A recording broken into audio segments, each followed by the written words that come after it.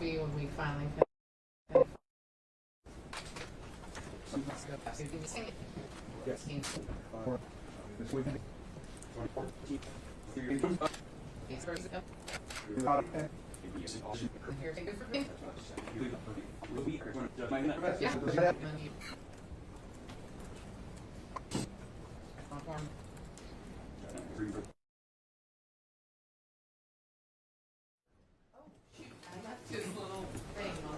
Sorry, I'm not trying to steal your... It's actually the course. Oh, it is? Well, but you're going to need it, right? Yes, I will. Okay. We'll get it back. You may be seated. Wait until this board comes back. If we have some time, Your Honor, very briefly, in the heat of the moment yesterday, I forgot to renew my objection under CPRC 4111. At this time, we request a mistrial based on that section and Ms. Scarpota's direct testimony. All right, that's overruled. Or denied, I guess. Right. Okay, I don't know if she's looking for it. I think I probably dropped it on the floor, honestly, because it was on top of my notepad, and then I stood up. So, job. I wonder if she even heard me say I needed it.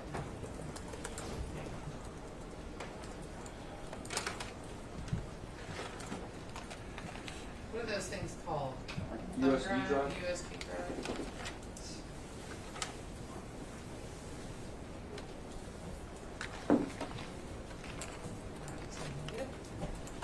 So I reviewed defendants' proposed exhibit 4 and 5, and I am going to sustain the objections for various parts of them, all of the different objections. So without getting into more details. So they are not admitted. Happy to make them court exhibits. And that goes for both of you. Any exhibit that doesn't get in, give it to me in a separate form. It's a court exhibit. I have no issues with that. I've made those emails court exhibits. I have no problem with any of them. So now we're waiting to get it back so I can give it to you. And the jury's ready, but I'm not because I dropped your phone product.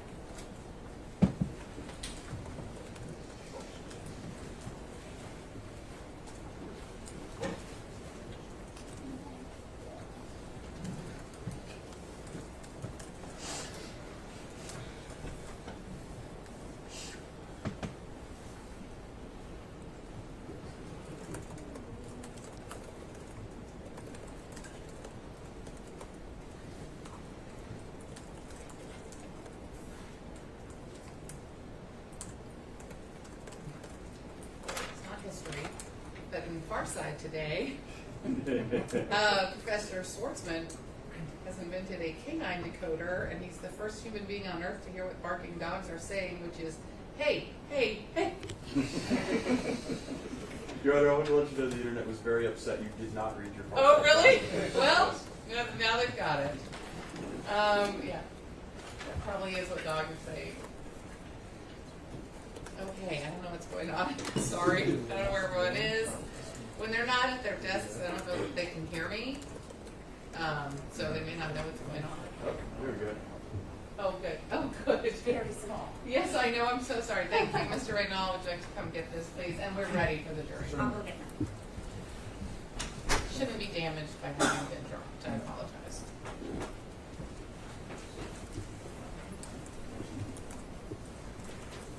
And is Ms. Karpova here somewhere? She should be back up on the witness stand.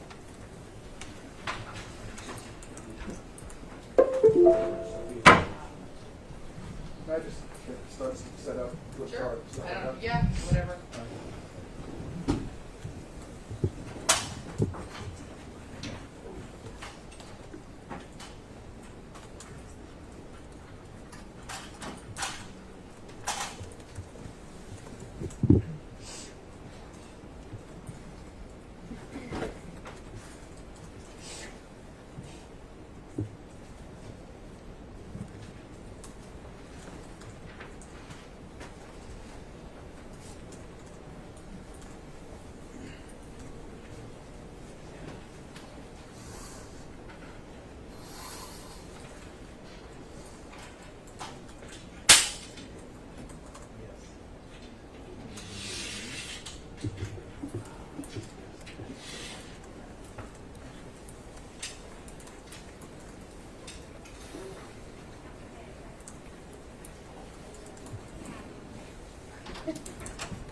All rise.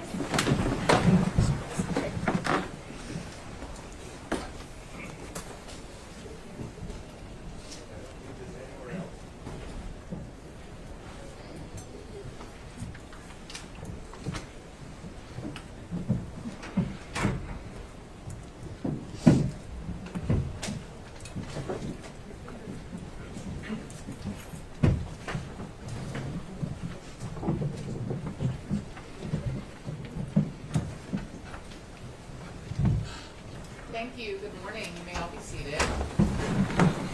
We're going to pick up where we were with Mr. Rayno.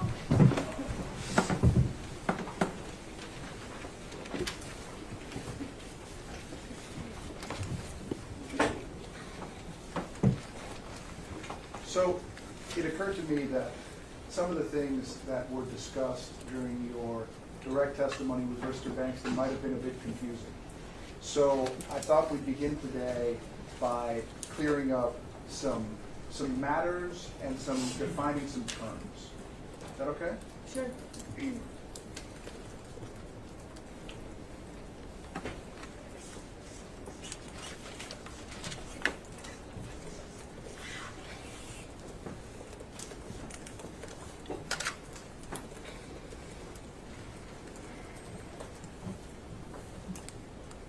Can you explain for the jury the distinction between saying that an event was staged and saying that no one was killed?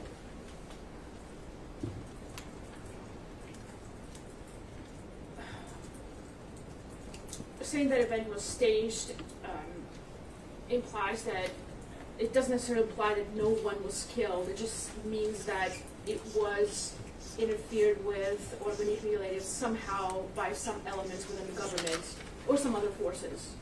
So it wasn't a completely genuine event as it is being presented in the official story. And how about the difference between a false flag and saying that no one was killed? I would say it's the same thing. False flag could be an actual event that happened the way, say, the official narrative say it does, but say it was allowed to happen in some way or was provocateur to happen. You use the term provocateur. What does that mean?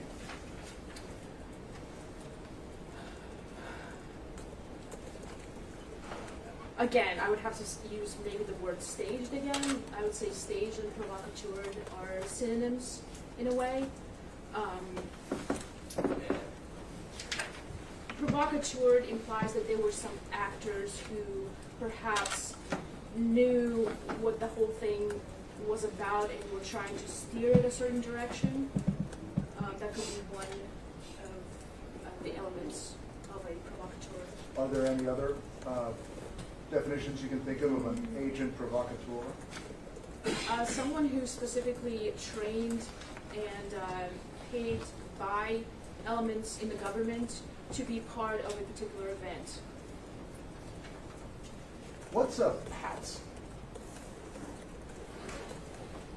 A patsy is again someone who is being used in a particular event, somebody who's being used by outside forces, whether it's elements in the government and somebody else, and they are a real person, and they, and a lot of times, may not know what they're part of, what they're being involved in. But they're playing this role, and then they will end up to be either the fall guy or somehow be presented as someone who played a key part in a role, but he may or may not even know that he was playing a key part in that role. And related to that, because I think we heard it in some of the clips, what's a Prozac head?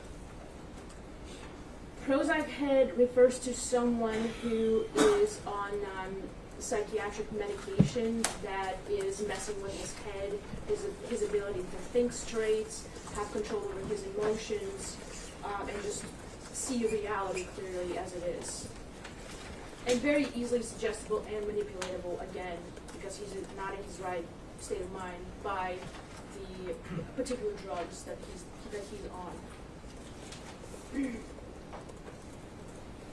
DARPA.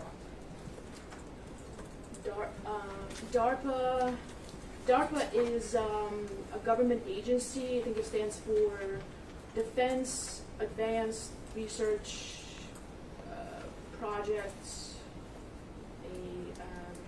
agency, maybe. But yeah, so it's a Department of Defense, I believe, organization that deals with covert projects for the military, I believe. Research, development of weapons, things like that. What's a PSYOP? Psychological operation. And moving over to some of the things you were asked to prepare for your corporate definition. When you hear the term in the context of InfoWars of sourcing and research, what does that mean to you, or what did that mean to you? The question was very vague. It was hardly anyone even understood what it meant. So I just kind of a broad understanding of what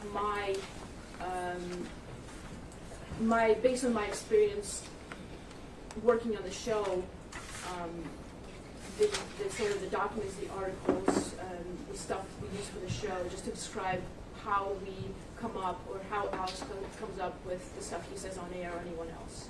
And please tell the ladies and gentlemen of the jury, how does Alex come up with the stuff he says on the show?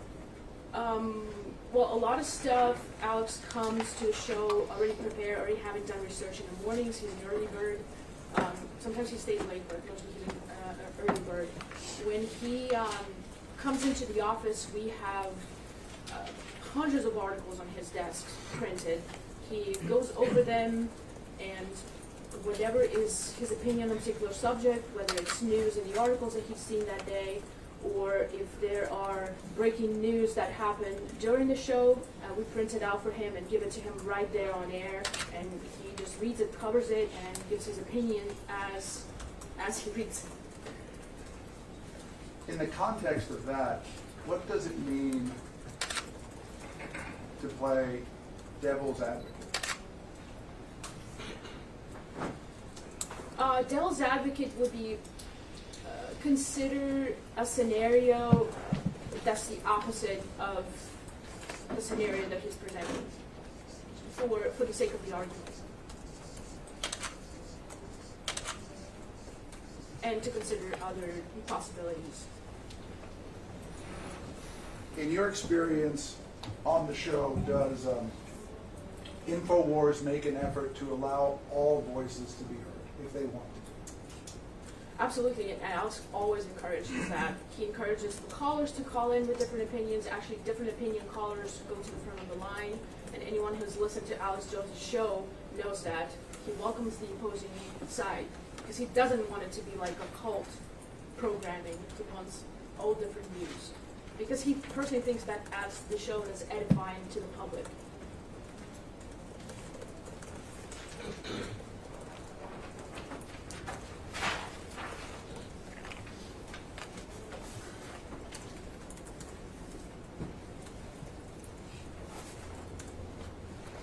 Yesterday, you were asked about Plaintiffs Exhibit 31.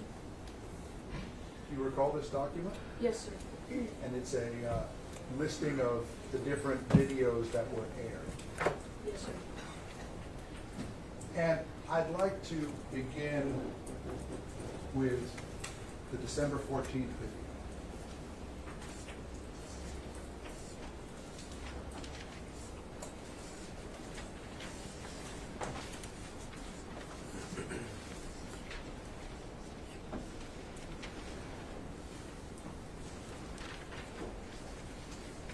And what had happened on December 14th, 2012? The incident at Sandy Hook.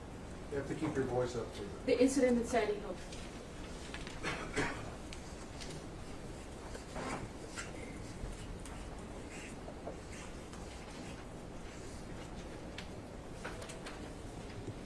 did Alex Jones go on the air that day?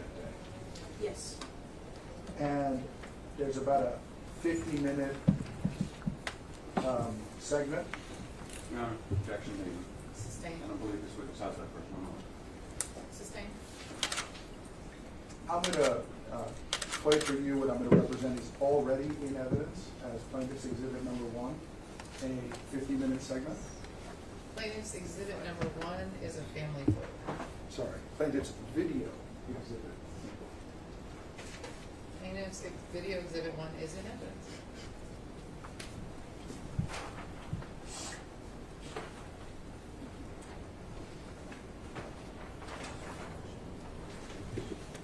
I'm sorry, Your Honor, I was shocked. Did you ask me a question? No. Oh, okay.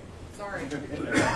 I try to not look at anyone in particular, but sometimes it might appear like I am. Sure.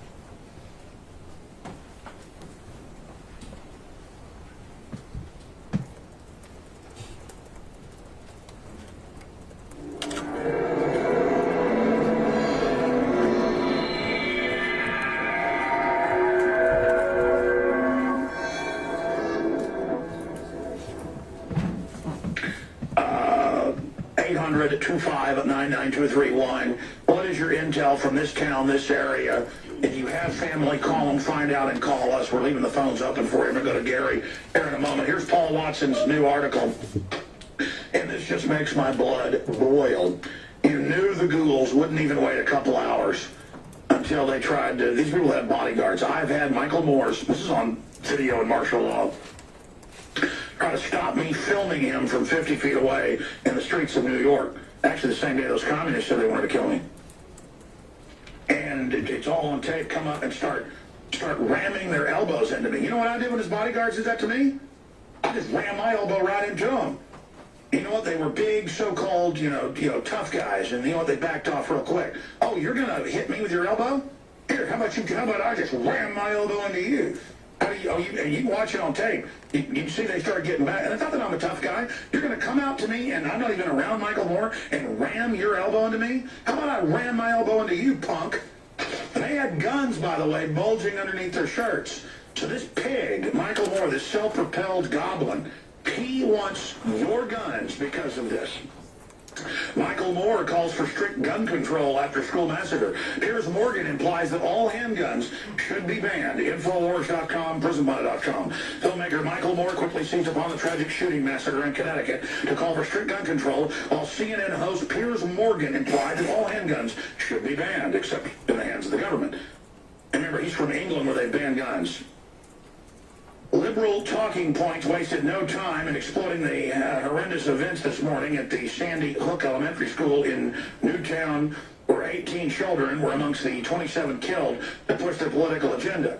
We need to add the Rahm Emanuel clip in here, and it's got it all there with the tweets of the pig, Michael Moore. Let's go to Gary, who has a cousin who is a teacher at the school. Thanks for holding. Give us your information, sir. This country is going to hell in a handbasket, Alex. I'll try to make it quick. I was in the barbershop. I got a text message from on my phone about a shooting at an elementary school. I live in New York. I went to college in Connecticut. So I called my roommate who I went to school with to make sure his daughter was okay. And then he told me that the school was in Newton. He was in Woodbury. And then my mom texted me. And she said, oh my God, that's Carrie's school. Carrie's my cousin. So I told him to put the news on at the barbershop, and they said, oh, I bet you're going to think it was an inside job. And I said, I'm not saying that it was, but I wouldn't put it past them. And they were like, why would they kill innocent children? And I said, excuse me? I said, abortion, vaccines, and poisoning food and water. These people are Satanists. Yeah, why did Hitler blow up the Reichstag? To get control. Why did government stage these things? To get our guns? I mean, why can't people get that through their head? I don't know, and it's so frustrating. I live in New York City. We're not even allowed. You have to jump over like 300 buildings just to get a hunting rifle possession permit, and it's out of control. So there's not a gun culture here unless you're unless you're a criminal. Then of course you can have the gun. And I was telling them how Giuliani last night on Piers Morgan with his propaganda actually said that people should be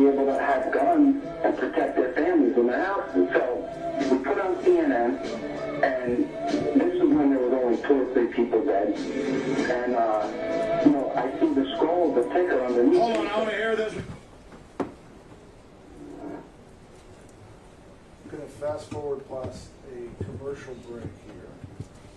Your Honor, we're putting the whole video into evidence. That's what we're doing. There was an agreement. No clips of everything designated. If he wants to play the whole 50 minutes. May I be heard? Yes, briefly. I'm not putting any video clips into evidence.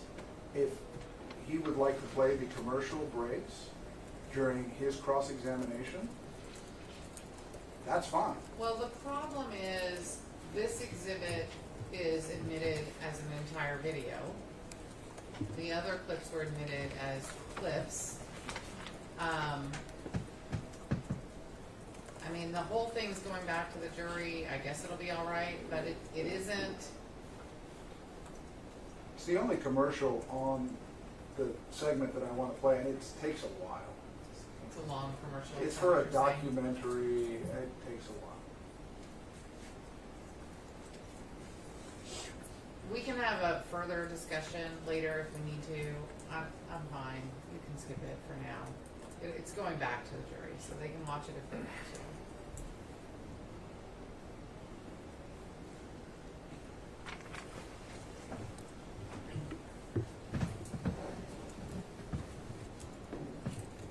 We're back, and I've been monitoring the news. It is a firestorm. They want total bans of all semi-autos, just as we knew they would do. You've heard me say, look for a big mass shooting at schools. You've heard me. We've got to find the clips the last 2 months. I've probably said it 20 times. We've got loaded phone lines. A lot of police officers calling in to give us their take on what's happening. It's more than these dead poor children. You got to go with your gut, man. My gut tells me I've never felt this freaked out. I told my wife that last night and this morning, and I really think they're going to try to come after the guns. It's going to start a civil war. And locals don't care a bunch of police get killed trying to do this, by the way.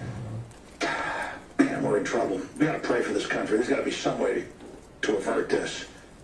Finish up your point about what you saw on the ticker, Gary, then we're going to go to others. Go ahead. You know, when your gut's talking to you, I know you agree with me. God. Sure, your phone's not that good, so finish up. Okay. So, you see the ticker and it says 22 children stabbed in China. I said, I guess they should want to ban guns too. And the guy says, you're crazy with your gun culture.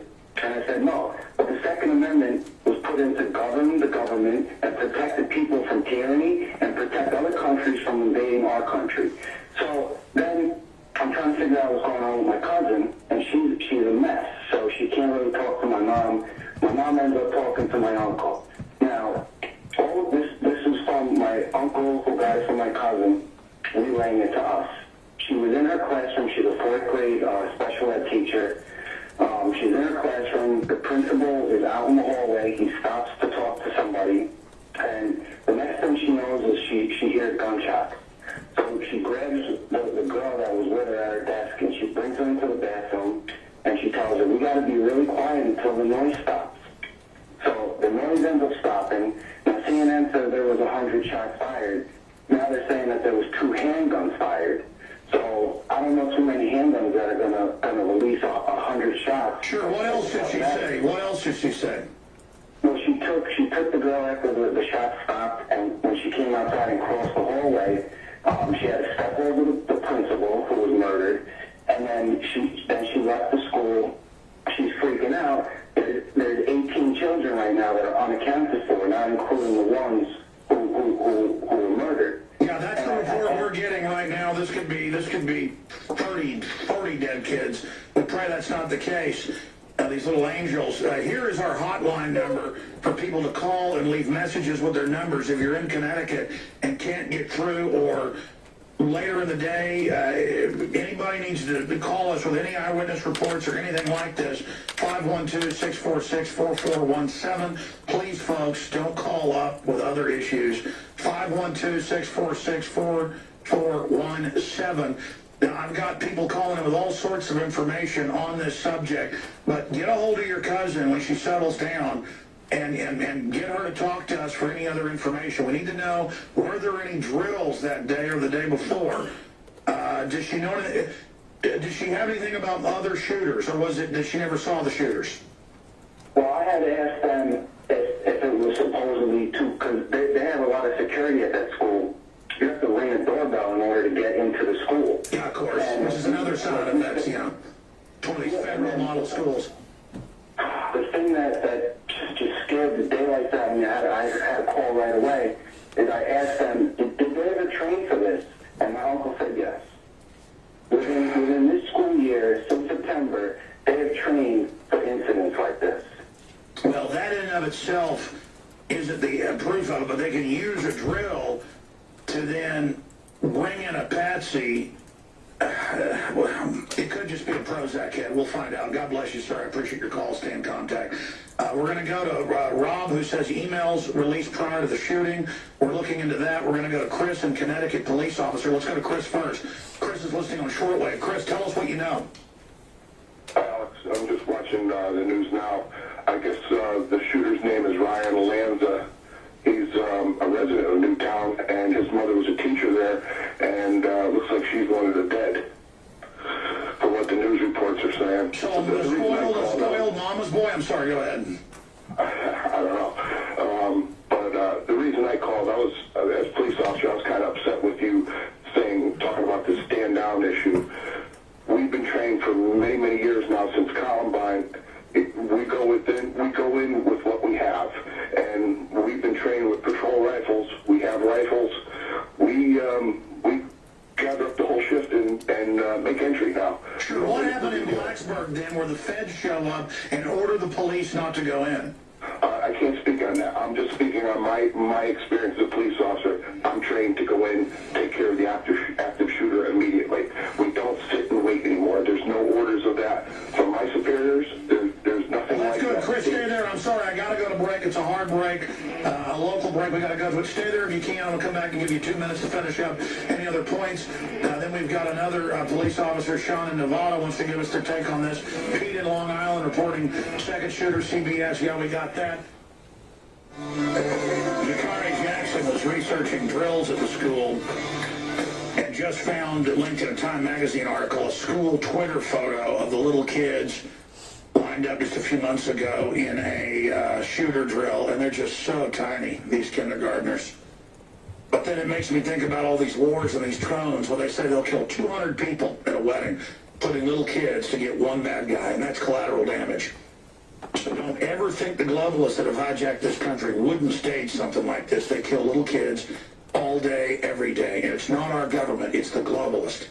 And all I know is thousands of people have died in Mexico from Fast and Furious, and many of them children. So don't ever think this couldn't be staged. Now, I've said this guy's, 20 years old, who they're saying the shooter was. And I was literally saying, look up his age. I bet he's 20-something. A video game, active shooter, addicted Prozac head. If he's not a staged event. And again, I'm not saying you're evil if you play video games, but I'm giving you the profile of real shooters we've seen are these nihilistic, devil worshiper, mama's boy types who do this type of stuff. If you want to profile somebody, it's generally white or Hispanic male. It doesn't matter. I'm not going to get into it. I'm just so sick of it. I'm going to shut up and go back to the police officer in Connecticut real quick. Chris, anything else you want to add you think people should know about this? Well, I think we got to learn to protect ourselves and our children better. You know, another gun-free zone taken advantage of, Alex. You know, it's just time to harden ourselves and harden our schools and really get serious about security and not. I know the liberal media is going to go after the guns, and it's not the guns issue. It's being secure in our lives. We've now confirmed that they began to tweet minutes after when they didn't even know. I mean, they are like ghouls just ready to jump on this. I mean, now they're showing the kid, I guess he was 24 years old, they're saying now. He's not a 20-year-old, he's a 24-year-old, the shooter that's dead. And like I said before, I guess his mother was a teacher there, and she's amongst the dead. So it's going to be something to see it unfold. But I just wanted to make sure I got that point out there. We're trained to go in, Alex, and as far as the stand-down issue, I know statewide we're trained and ready to go. What about the reports of the van with its windows shot out and other people, another guy being SWAT teamed? Well, there was another guy that got in the woods. I guess he was in camo, and they're just saying when he was being dragged out of the woods, witnesses heard him say, "I didn't do it, I didn't do it," and they have him secured somewhere away and being interrogated right now. But I guess they went to the shooter's mother's home, and I believe it was in Newtown, and they found her dead on the floor at home. Unbelievable. Yeah, and the more the media advertises this, if it isn't staged, they hype it. Everybody knows criminology, that when they hype this enough, other people who will decide to commit suicide, the new way to commit suicide is go out and shoot a bunch of people and have the cops then kill you. I don't know why these cowards don't just shove a gun in their mouth and kill themselves. Why do they have to go kill a bunch of kids in the process? And they're targeting gun-free zones too, because they know that it's going to be a long time before anybody attacks them. You know, we can't sit by like sheep anymore, and we gotta defend ourselves out. Well, look, if you can have police outside movie theaters, you can have them in these big public schools that are targets. If they're not going to arm the principals and people, and then they'll put the police in and have you there doing other stuff with the kids, you know, turning into a police state. But, I mean, you just imagine that these are this is the advertised place to go kill kids, and we're 310 million people. You know, there's only a few hundred of these demons out there, but they're just out there. God bless you. I appreciate your point, sir. Let's go to Sean in Nevada as a police officer, then to Rob. Sean, you're on the air. What's your take on this? Hey, Alex. Yeah, I just want to reiterate what Chris just said. I actually train officers in the response to these what we call active shooter events, and he's absolutely correct. After Columbine, they realized that response was absolutely wrong. That was how people were trained prior to that event. That was the first mass shooting like that in the country. The training at the time was, wait till SWAT gets there. Well, SWAT's going to be too far away. Officers are trained to go in and two-man cells, 3 or 4 if they arrive, and actively seek out the shooter. They are trained to actually, as harsh as it sounds, to bypass victims. And we do drills. We have role players that are on the floor wearing... well, sure, because if you give them aid, then the shooter's going to come up and shoot you and keep killing people. Well, with the train to track this person down, to go towards the shooting, find the shooter, and eliminate them. Then the rescue effort starts, the searching starts. So that's how they're trained. So as far as the stand-down issue goes, wherever you got that from, that's misinformation. That's not how we're trained. If that happened in an incident, it was completely and totally wrong. I hear you. I know they've changed it, except when the feds get involved, like Blacksburg. Remember that a few years ago in Virginia, where they sat there for over 2 hours again because the feds said we're in control of this? Well, I mean, I don't know who would listen to that. I wouldn't listen to it. Like you said yourself, if kids are getting killed, I don't know one single officer that would not go in on duty or off duty by themselves to take care of that incident. In fact, Sports Science News is an organization out of Canada that analyzes police shootings and that kind of stuff and these kinds of events. They just came out with a report this month in their newsletter that recommends, based upon statistics, they no longer even doing a 2 or 3 officer response, waiting for them to get there, that a single officer response is better because statistically, it's almost like a trained or ingrained response to these people. When they are confronted with police, they either kill themselves or they give up. We see that repeatedly. Well, only the ultimate coward would want to go kill children, so of course, and in some of this, like the Batman shooter, I mean, that whole thing is psychotropic drugs up one side and down the other. You can't debate it. Thank you so much, sir, for your call. We appreciate that, Sean. You know, you hear these police, they really sound like good men, don't they? But then you got the government on top of them that's as corrupt as the day is long. And if they try to come for people's guns, folks, it's going to be really bad news. I'm just having so much dread right now. And I just think, when you got small children, this really gets to you. That's why the globalists use children's deaths to go after our guns, because they know it gets to us. You know, these liberals would rather have the children aborted immediately, but if they can, if they can use them being killed by these shooters, then that's even better for them. Rob in New York, and I'm going to look this up. We've been looking. I haven't found it yet. Where'd you find this emails release prior to shooting? Tell us what you know about that. Yeah, how's it going, Alex? I was just watching Channel 7 ABC News on Long Island, New York, and I was wondering about the coincidence that they were saying that there were emails sent out to family members just recently. They didn't say an exact date, but it was saying in the email that this is the same exact situation to be on the lookout for. Say that again? That this is the same exact situation to be on the lookout for. These emails. Yeah, I know. They announced it, said a few weeks ago, new security procedures, and you had to get through a gate and all this, basically turning it into turning the whole thing into a prison. But we'll continue to look at that. Anything else you'd like to add, sir? Yeah, I was just wondering, it's a coincidence, or what is there a connection or a correlation? Is that the idea that this person got, because of these training drills to go and do that, or is I just, All I know is that, and I appreciate your call, because I've read a lot of criminology books because they're so interesting. When I was younger, I read because they were interesting, but later in life I realized it was important. Criminals love to brag, that's one thing everybody knows, but another big thing is crazy people, every time they had somebody jump off the Empire State Building or jump off the World Trade Center and be on the news, immediately they'd put police up there before they built the big fences because crazies would show up and want to do the same thing. And then it would cause a cascade of, some of the cases, 4 or 5 people in a week would jump off a skyscraper. And it happens in Dallas, Chicago, everywhere. And it's the same thing. A lot of times if you have a bank robber robbing things in a certain mask, if it happens enough, other people will go get masked and do the same thing. And people are highly suggestible. Ryan Lanza, ID'd as Newtown school shooting gunman. He looks like a hipster. Oh, I bet money that guy was on a bunch of serotonin reuptake inhibitors.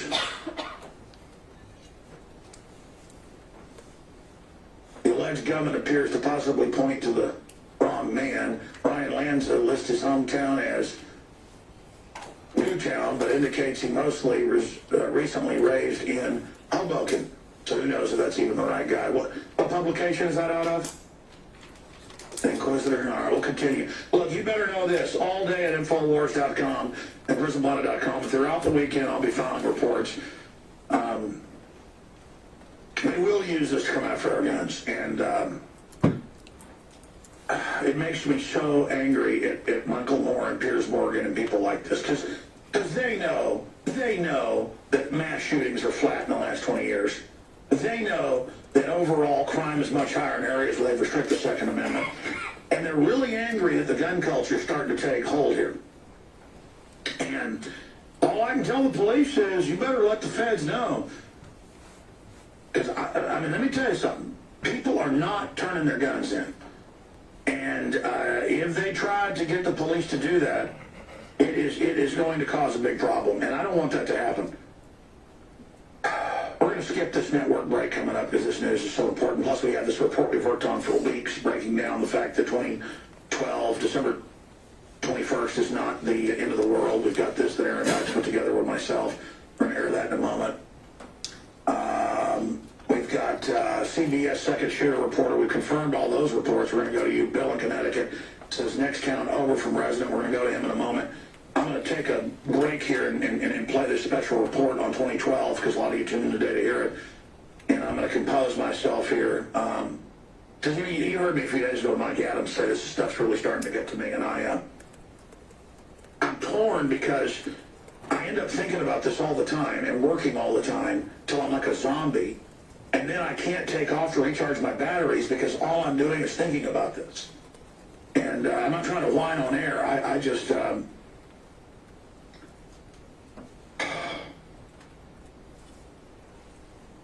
this country is in so much trouble, that's all I can say.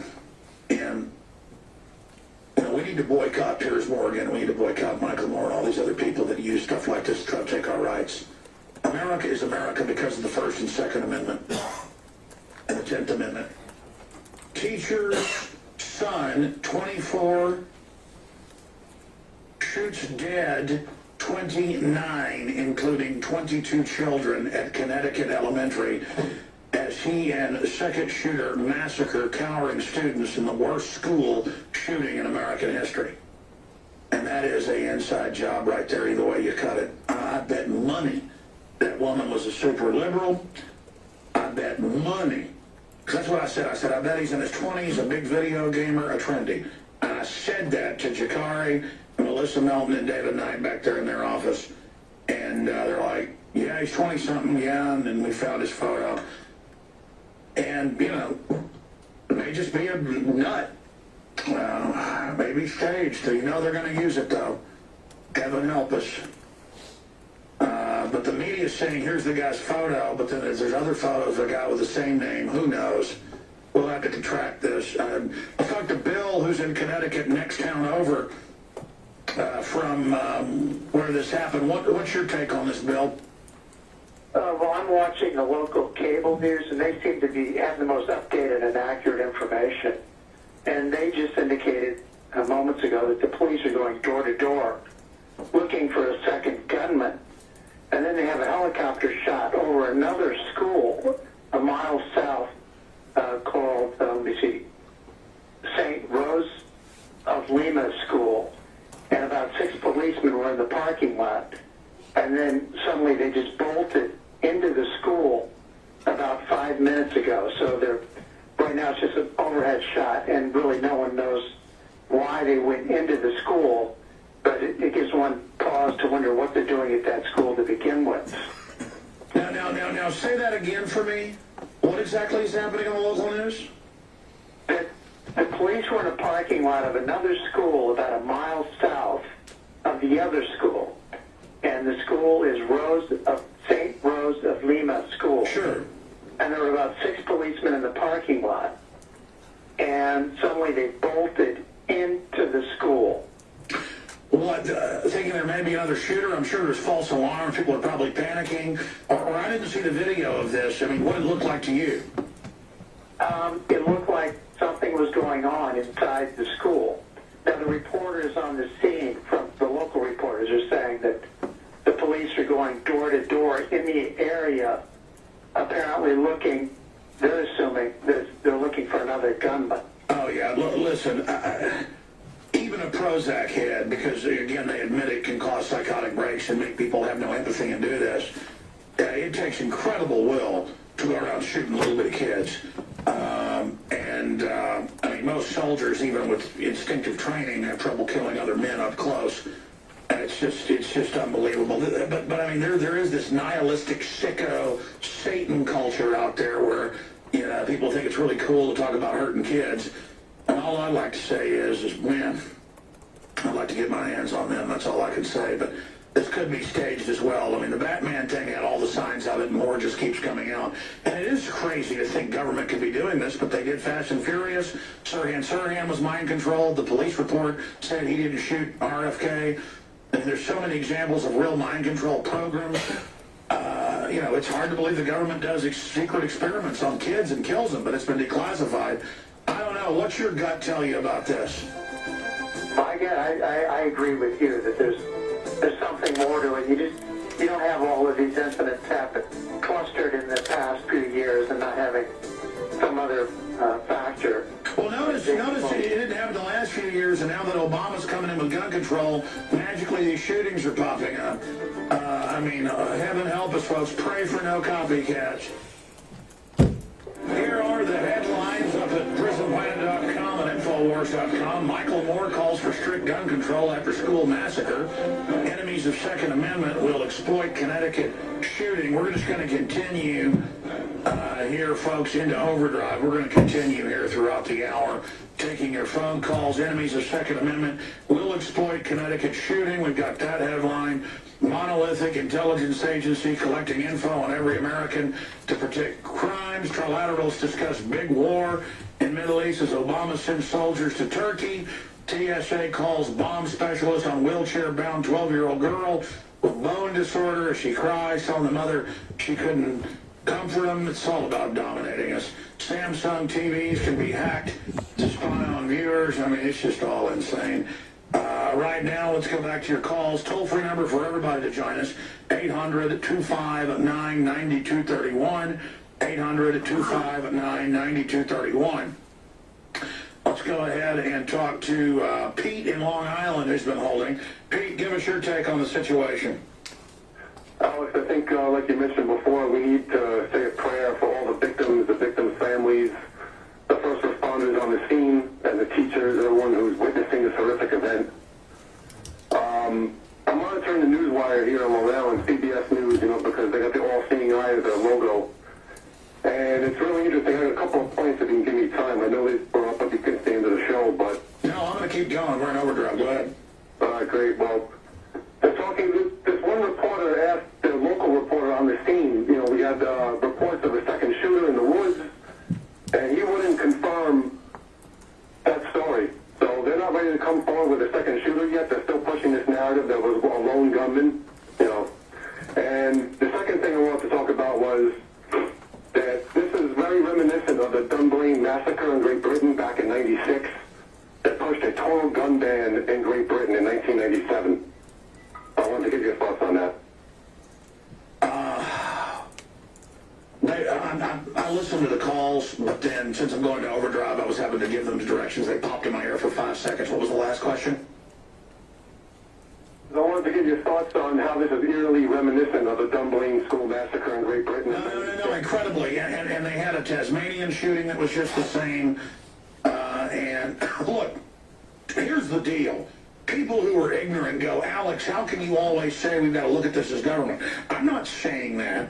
I'm saying if governments have a history of being caught staging fake shootings and bombings to take people's liberties and crack down on the public in the name of security, and you've got telltale signs of it over and over again, you've got to then investigate to see if criminal elements of government or foreign corporations or the UN or others are involved. I mean, it's a fact that Israel, just type in Israel created fake Al-Qaeda groups.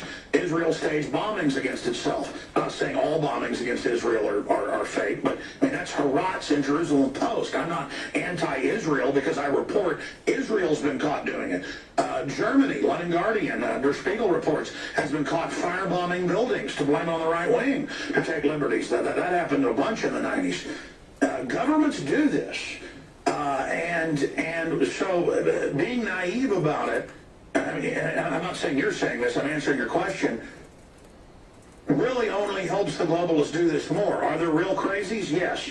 Do they hype mass school shootings where unstable people then think about it? That's a way to do it too. Listen, when they have real terror attacks, we've had real power plants and chemical plants blown up and real bombings in this country, corporate terrorism and stuff where it's real groups doing it, and it's on the news one time, never heard again, because you don't give terrorism attention. Okay, that used to be in the handbooks till the early 90s.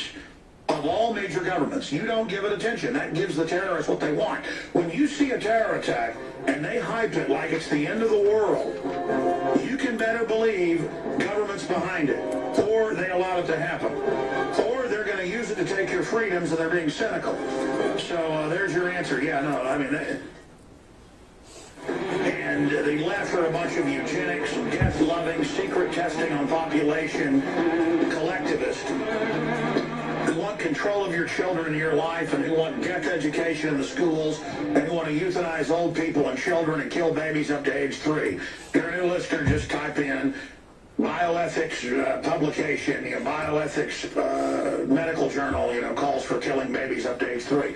They use children to scare you into submission to get your guns. More guns means less crime, and the gun culture's winning, and if we beat them on that, we can beat them on everything. Where people know that the government wants our guns to enslave us, when the local police understand that, when the states understand that, and with that basic understanding, we can beat them on every front.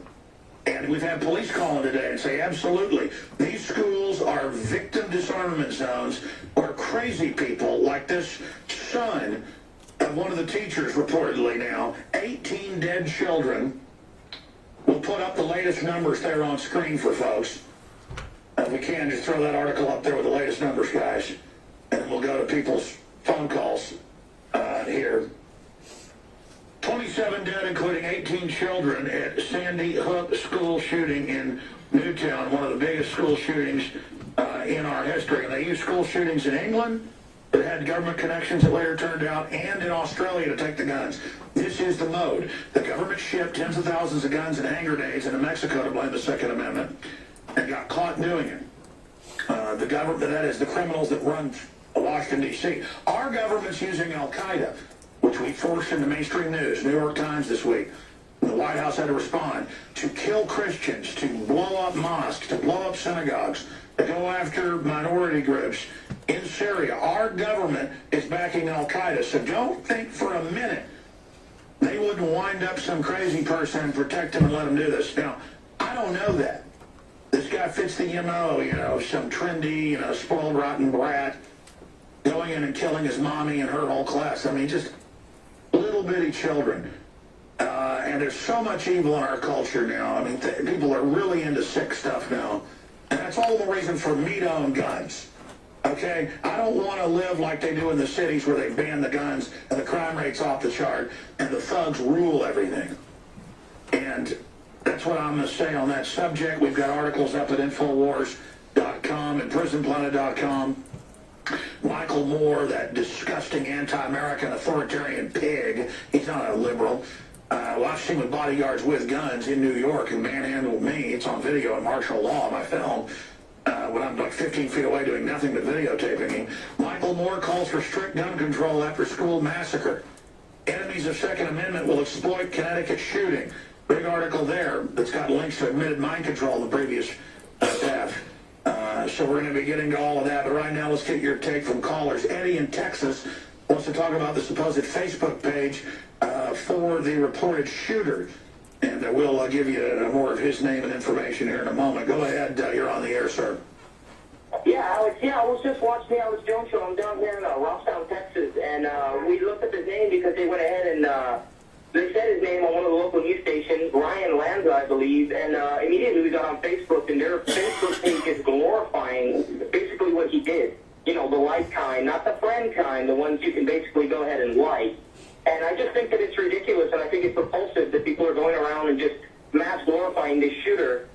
And it goes to show that, they're going to do what they can to basically say that, more people support gun bans. Well, I mean, look at the mall shooter. It's these spoiled, rotten, arrogant Hollywood types that are so arrogant and into this image of themselves as super cool, and the more arrogant they act, the more powerful they are. And then when their narcissistic world falls in, they think of the nastiest thing they can do as a selfishness and go out and shoot people. It's the same thing in the gangbanger culture, just from a different angle. Elementary school massacre, 26 dead, 27 dead now, 18 kids in Connecticut. And, I mean, it's always the MO here. And you notice they've declared war on the Second Amendment, and now all this magically kicks off. And, they can even program people to the television sets now with subliminals. And if you're susceptible, we're in deep trouble. And they're going to use this to go after our Second Amendment. And I've seen that we should do a report on people glorifying it, because I don't know what you call it or quantify it. Are you aware of the culture that's big on, like, torturing animals now? And the culture that's big on being evil is really cool, and just, and it's spreading with the hopelessness in some of the youth. I mean, is that what you're getting at here, Eddie? What I think personally is, I think that, it's just all this torturous things that they, these kids try to play these video games, and then the government allows these things to go on. I think it brainwashes people into personally believing that it's cool to go around and, play this Call of Duty-like life and things like that. No, there's no doubt, and great points. There's no doubt. People say, well, I play Call of Duty, I'm not a killer. That's because you weren't already twisted, a little bit mentally ill, and on a serotonin reuptake inhibitor that literally programs you. The Pentagon developed video games. Video games were invented because in Vietnam and previous wars, if somebody was like 10 feet away from you, a lot of people wouldn't kill somebody. So it's called instinctive shooting. That's what paper targets were for, was to get you to, bad guy, good guy, woman with a baby, don't shoot, guy with a gun, shoot. It was to instinctively train to kill. If you don't have a strong killer instinct at the moment of truth, you will not kill. You will become dead, Marine. Okay, so it's a killer instinct. And the video game Doom a first-person shooter deal was developed for the Pentagon. Okay, so it's a fact. People go, I'm not saying get rid of it because of the First Amendment, but many of these shooters, Harrison Clybold, the list goes on. The last guy at the mall, it turns out, was a big shooter gamer. They live this whole world, then they get guns, and they just, I've seen cases where somebody gets a gun, these young people, and there's a shootout at their house that night because they weren't brought up in the Second Amendment culture. And just because the culture's falling apart and rotting apart doesn't, it'd be like saying ban having children for everybody because other people might abort their kid. That makes no sense. That'd be like ban, sports because somebody might get hurt. Because there's bad people out there, you don't get to take my guns. That's the reason I have my guns. And there is this, if you have to talk about them, it's like a punk, black, white, Hispanic, you name it. But a lot of times that's white or Hispanic. I noticed that trend.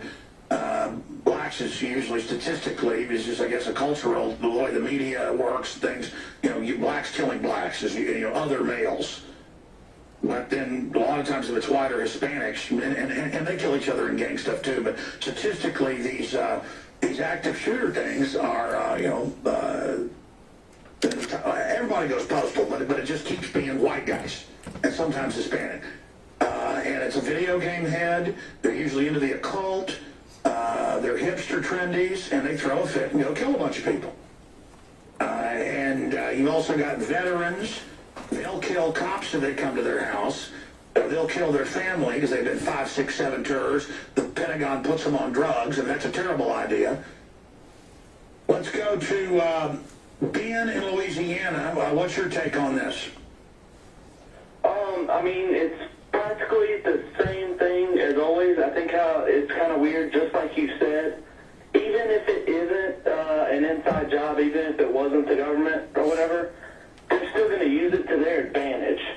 As a matter of fact, I can see right now on my TV on Fox News, President Obama's making an announcement and all that stuff. I can almost guarantee you that he's going to say we need to get rid of the guns.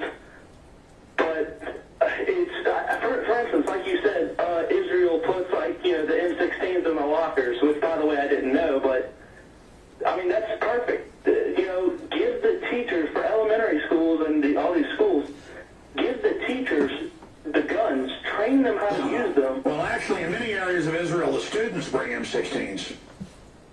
But my dad used to bring his rifles and shotguns to school. No, that's just like me. I'm 20 years old. I just graduated high school 2 years ago. We were allowed to have our guns in our trucks. We just couldn't take them out. But it's just like you said. Everybody wants to get away from the guns, which isn't really the problem. No, the problem, look, blaming guns for crime is like blaming spoons for fat people. It's like blaming,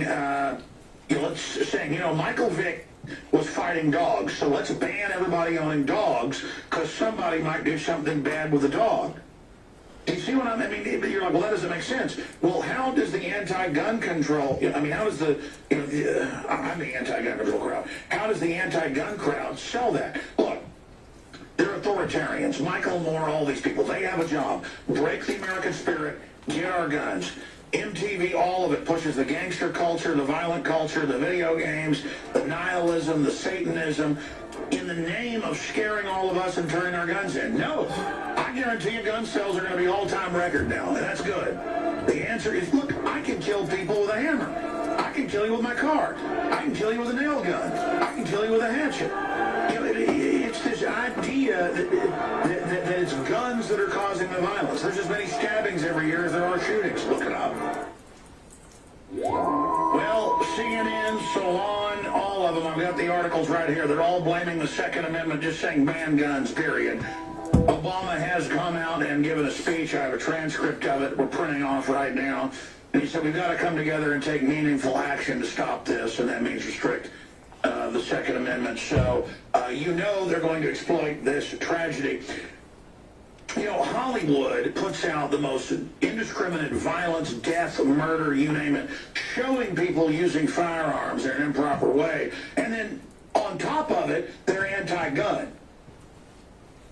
So remember that too. Remember that too. So this is the idea. By the way, here's an article. People pointed this out. We need to do a report on this. Maybe I'll get one of the writers to ask the question, will Obama call for banning knives? Here is the article. This is out of current.com. Knife-wielding man injures 22 children in China. A knife-wielding man slashed 22 children and an adult in an elementary school in central China on Friday.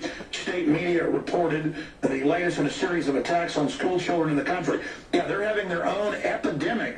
Like I saw one where they killed a bunch of kids in Japan with knives. So there's a certain type of demon ghoul, especially with all the advertising of this, that goes out to attack children.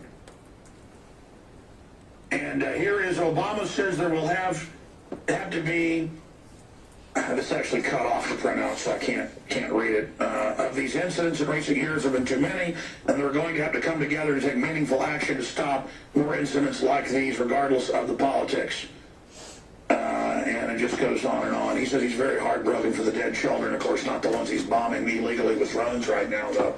You know, that's collateral damage when you kill 50-something kids at a wedding to kill one guy you claim's bad, violating the Geneva Convention illegally in somebody else's country with robot drones killing people. But that's collateral damage, though. You know, we're not going to hear about those kids or be shown them. We're just going to be showing these kids over and over again to get our guns. Just remember the cold-blooded way they're using these murdered children, sucking, like vampires, the energy of these murdered children for themselves to disarm us so they can make us their collectivist slaves. Noel in Virginia, you're on the air. Welcome.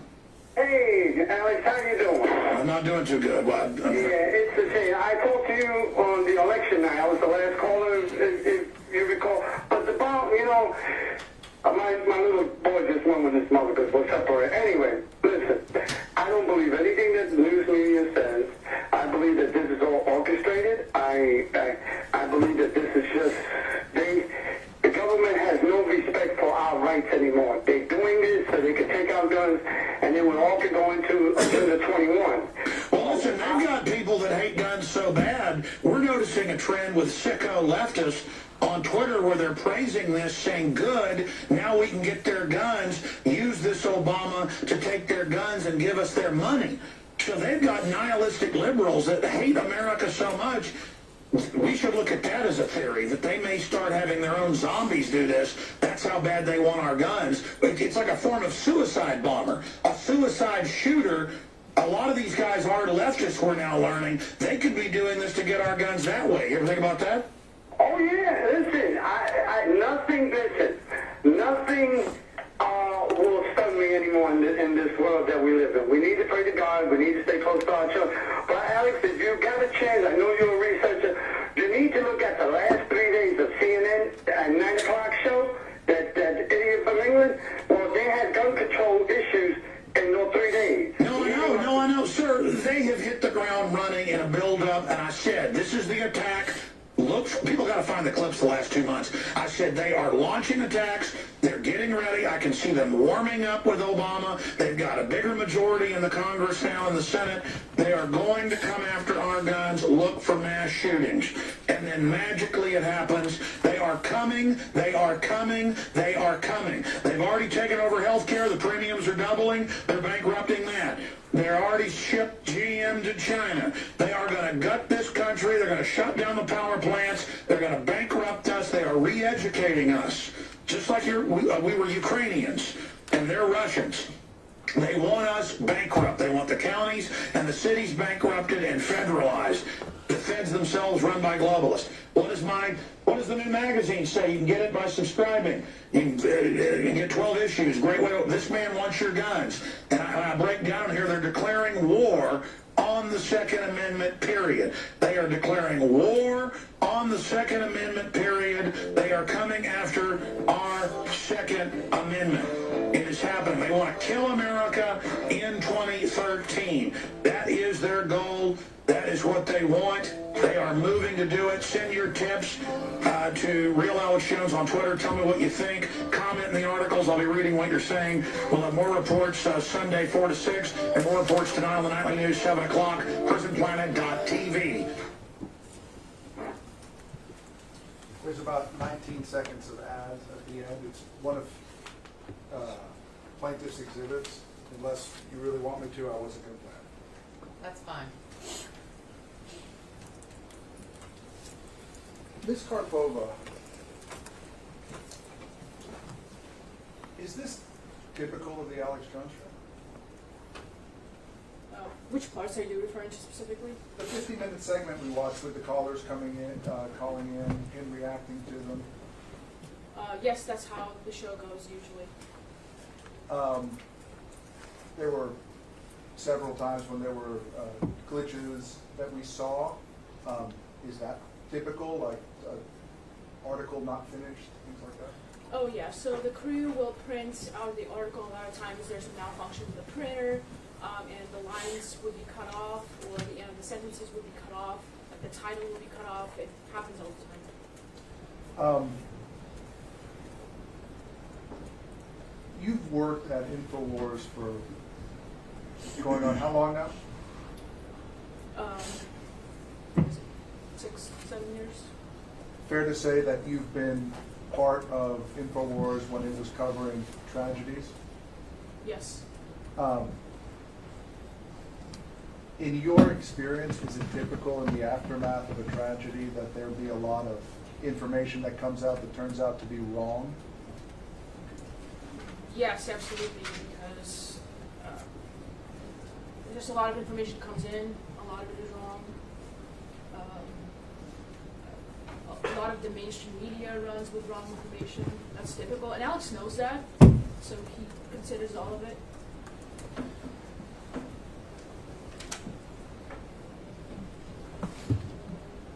There was a segment of the video where Alex goes pretty hard after the government for bombing children in Iraq and Syria. Do you recall that? Yes. Can you expand upon, as an InfoWars employee, Alex's views on war and our government's involvement?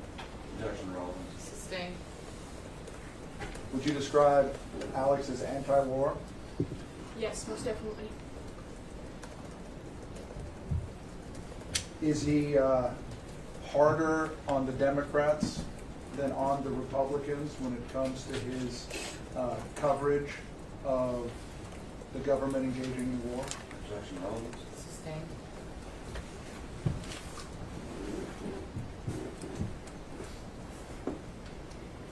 Do you recall the reference to, during the video, he said, we have a special segment that the world is not going to end on December 21st, 2012. Do you recall hearing that? I recall that, yes. Can you speak to what he meant by, or what what that was a reference to? Yes, so there was a talk, conspiracy theory, that's going to be the end of the world at that time. And he, as soon as he heard it, he knew it was a ridiculous thing that was out there, and he wanted to give you all the reasons that that wasn't going to happen. Is that also typical of InfoWars to cover some ridiculous theories? A few, I would say. One thing that we didn't define earlier, he makes reference to subliminal programming. Do you know what he's referring to? He's referring to particular images or words that might be shown on screen in films or any other media that kind of prepares your mind. Your mind can see the message, but you cannot consciously identify as the message being there. Does that play into the idea of the patsy Yes, I think so. or the Prozac head?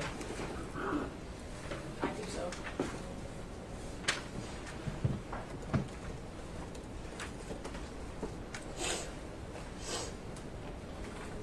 I'd like to change course a little bit and talk a little bit about who different people are who work at InfoWars.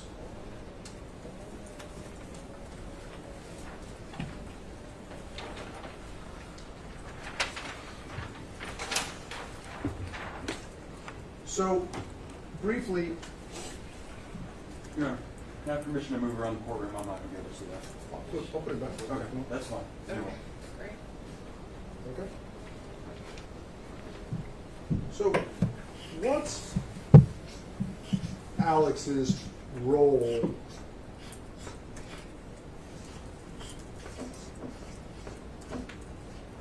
What's Alex's role at InfoWars? Alex is the founder, the CEO, the main guy, the company, the boss. And he also has a show? Yes. Another name we heard was, several times, was Rob Dew.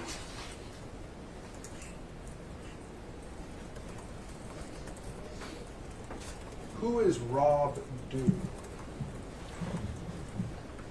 Rob Dew was someone who was there with Alex in Alex's early days, and he was hired by Alex as a camera guy, and he would go out in the streets with him to other locations, and he would be mostly a video editor and just help Alex with whatever Alex needed.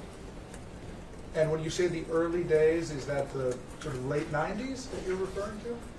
I'm not sure when exactly he started working with Alex, but it was one of the early years, I would say. Yeah. At some point, did he have his own show? Who Rob Dew? Yeah, or report on the air? He would be a guest occasionally, but no, he did not have his own show. But you would see him on the air occasionally? Occasionally, yes. Does he still work at InfoWars? He does not.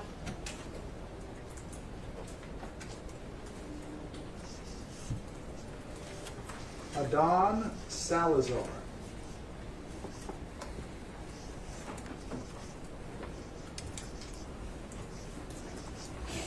Who is Adon Salazar? Adon is a writer. And what does that mean when somebody's a writer? Writers typically research the news, find interesting stories, repost stories that you think are good and relevant to InfoWars.com. They would also work on their own pieces, original pieces, based on their research from other sources. They would do investigations also to the best they could to back up their articles. Nico Acosta? Nico was a producer. So will you distinguish for me between what a producer does versus what a writer does? Well, producer doesn't write any articles, doesn't repost articles, doesn't have editorial management of the website. They mostly deal with guests and whatever Alex needs for the show. Paul Watson. Paul Watson was an editor at large, a writer, a personality. What do you mean when you say a personality? Paul has his own presence online. He frequently records videos and uploads them on different subjects that have to do with politics or social issues. And he is his own person with his own opinions, producing his own reports. And what nationality is he? He is British. And typically, where would he be located? I think in London. Sometimes he goes to other places in Europe, but London is his primary residence, as I understand. And how often would he contribute to InfoWars? On a frequent basis. Does he still work there? He's a contributor. But he's not an employee. I don't believe so. Or was he ever actually an employee? I think he was also always a contributor, my understanding.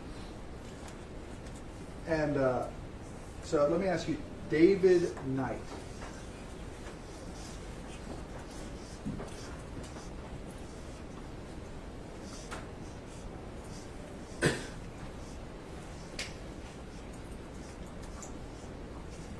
David Knight was another anchor on InfoWars platform, and he did have his own show.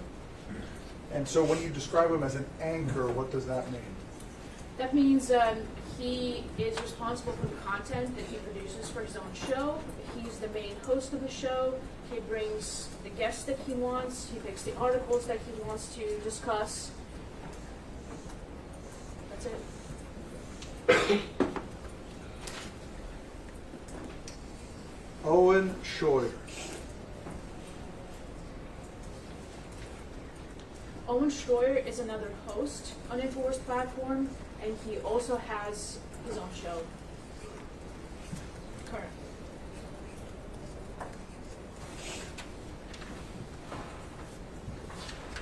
Now, somebody we've heard of as well is a guy named Dan Badandi.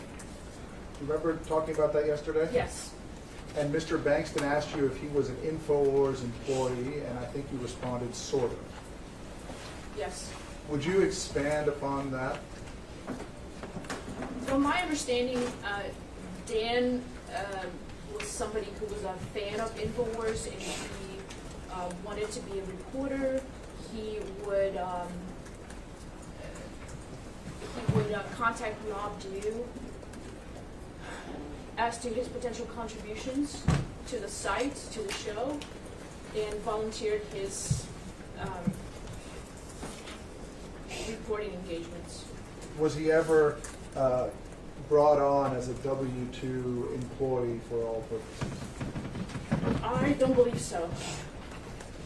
Now, I want to ask you some questions about and identify some players in the truther community. What is the truther community? Truther community is something that has become popular after the events of 9/11. Those were people primarily who thought there was a cover-up. There was a cover-up part of the 9/11 events that happened on that day in New York City, and they were working to expose that, to talk about it, and bring it to the general public's attention.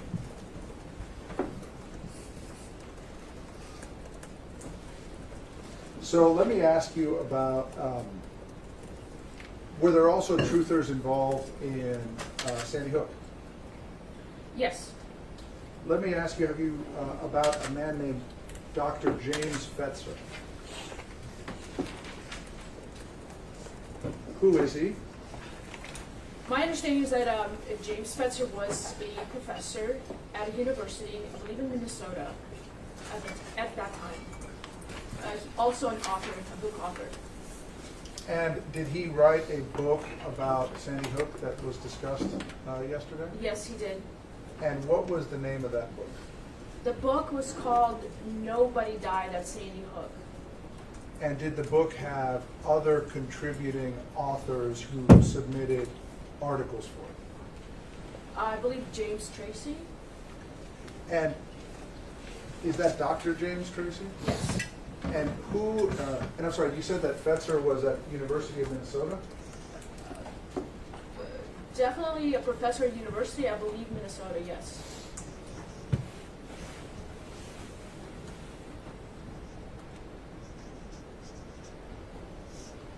And Dr. James Tracy, who is he? He was also a professor at a university in Florida, I believe.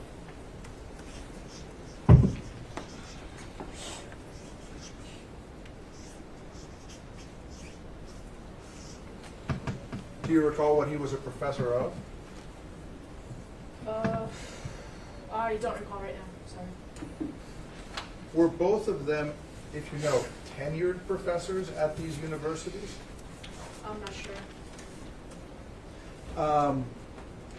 What was Dr. James Tracy's contribution to the truther community?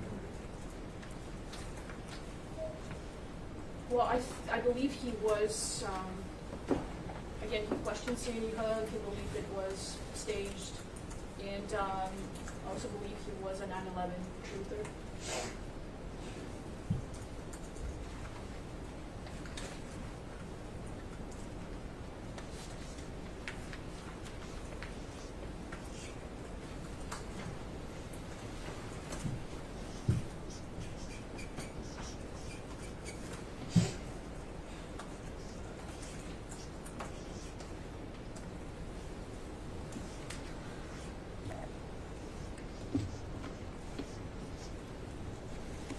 Dr. Steve, I believe that's pronounced Pechenik.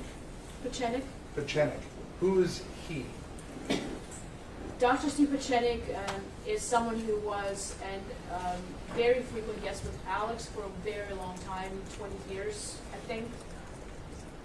And he was a doctor of psychiatry, psychologist.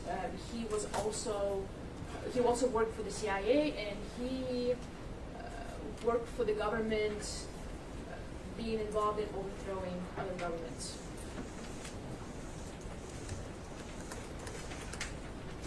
Did you have occasion, as part of doing your corporate rep work, to research the origins of the idea that no one died at Sandy Hook? I did make an effort to do so. And where did you find that the idea originated?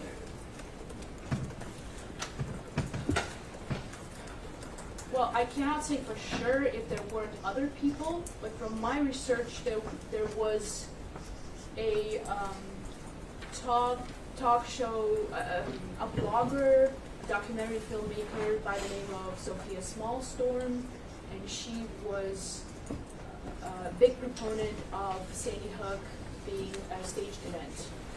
When you say that Sophia Smallstorm was a big component of Sandy Hook being seen as a fake event, what do you mean by a big component?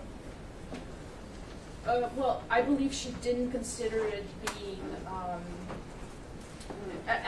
she didn't think it actually happened. She thought it was all actors, that there were no children that died, that the children were actors as well as the parents were actors. Did she have a large following online at the time? I believe she did at that time. She was prominent in that community and with that theory. After 9/11, in the decade between 9/11 and Sandy Hook, can you estimate for the members of the jury how large the truther community was? I'm sorry, could you say that again? Objection second. Sustained. As part of your research into the origins of the no one died at Sandy Hook myth, did you have occasion to see how many truthers were already out there at the time Sophia Smallstorm began covering Sandy Hook? Your Honor, same objection, that's the same way to quote the same question, which you obviously did not see. Sustained.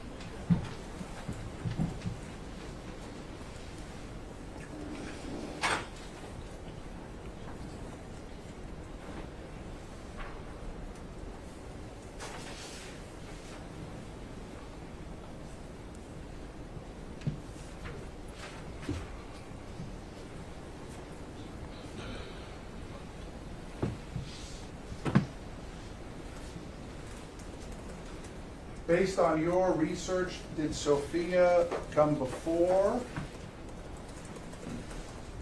or after Alex? Way before.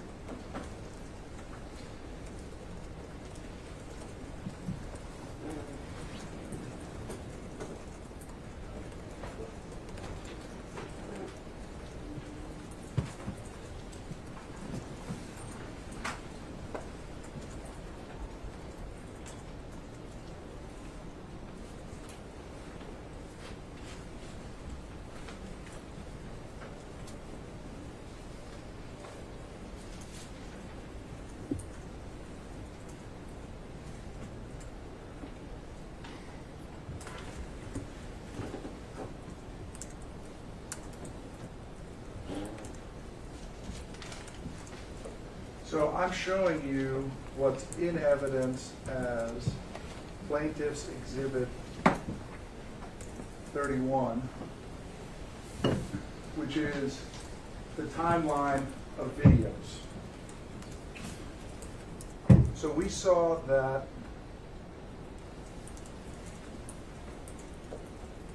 we've seen the first video on December 14th we just watched. It's that 50-minute clip that we just watched, is that correct?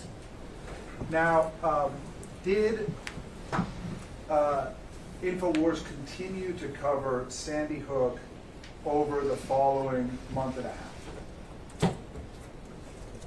Yes. Over that time, did questions begin to arise in the media and online about inconsistencies in the official narrative? Absolutely.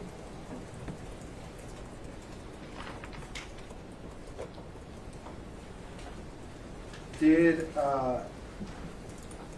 Paul Watson on January 18th have a conversation about clearing up some disinformation on Sandy Hook massacre with James Tracy? You're referring to the video? Yes. Yes. And in that video, does Paul Watson express that he is confident that real children were killed and that this was a massacre? Is this in evidence or? No, it is not. This is not one of the ones that they've objected to, and it's on their list. I'm just Well, asking. that's not the same thing, is it? So sustained.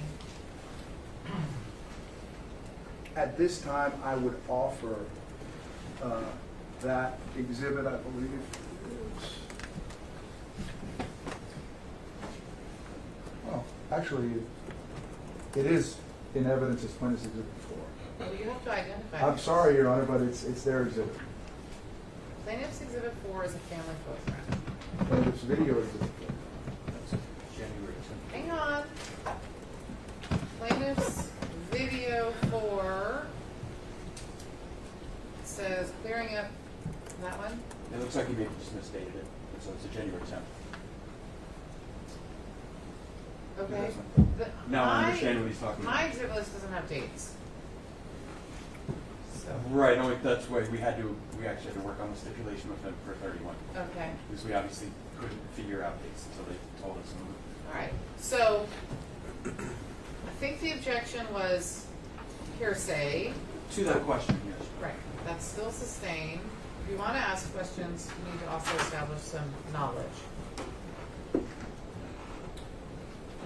Have you, are you generally familiar with that, what that video depicts? Yes, I am. And without telling us what anyone says, can you describe the format of what you see on that video?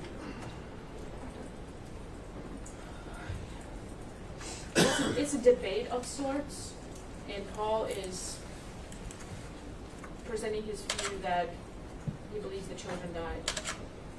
And Paul works for who at the time? Alex Jones? Now, the next event we, sorry, probably people can't see that because I got my chart in front of it. I don't know.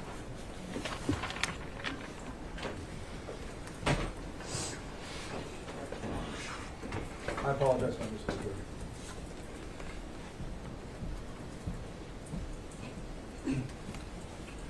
So, we just watched the top video, the first video that was done on by Alex Jones on the day of the shooting, correct? Correct. And what we've just been discussing is Paul Watson's interview with James Tracy that can be seen here. Yes. And you would agree with, well, about how long after the shooting was that? About a month. About a week later, is there another, a little bit more than a week, 9 days later, is there another broadcast? Yes. And what's it called? why people think Sandy Hook is a hoax. And that is in evidence as plaintiff's video exhibit number 5. I'd like to, if you'd like, I'm going to play it now. You're in charge of how you use your time for the most part. I understand Your Honor likes to take a break at this time. No, not today. We started late. We're taking a break at noon. It's a 17-minute clip, broadcast.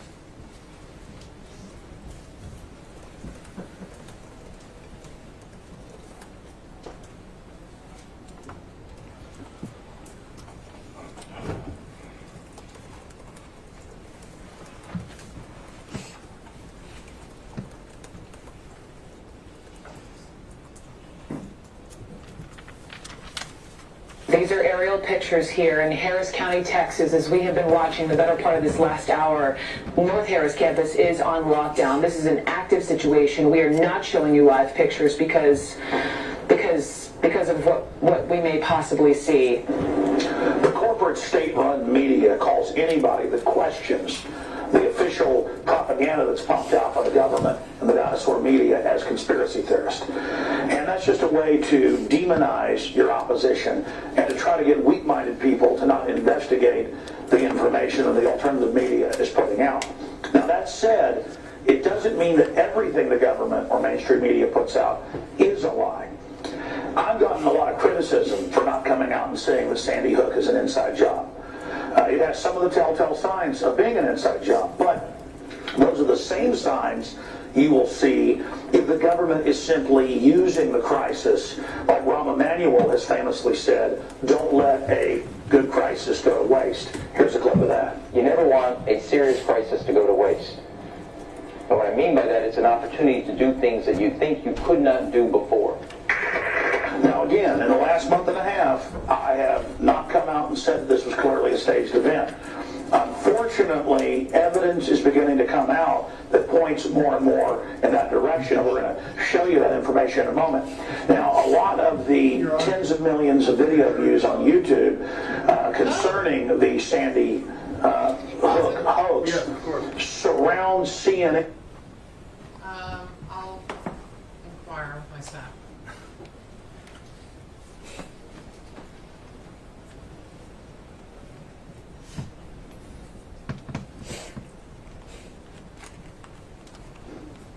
Thanks, Joe.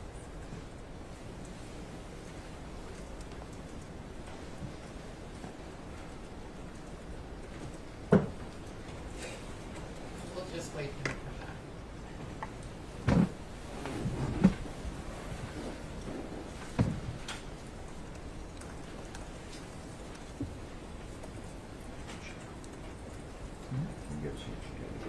I think that's probably right. I do.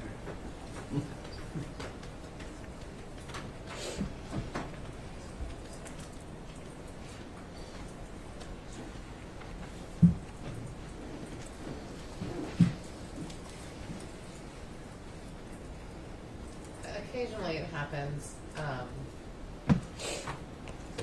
I always forget, frankly, to tell the jurors that all they have to do is raise their hand and say, I have to have a break right now. So I apologize.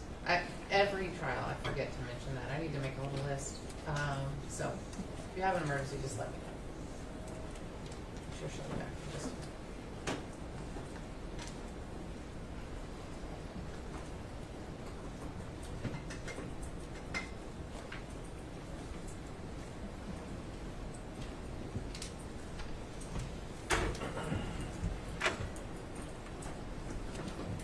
So sorry, I forgot to tell all of you to tell me if you had a reason to need a break immediately. Just let me know.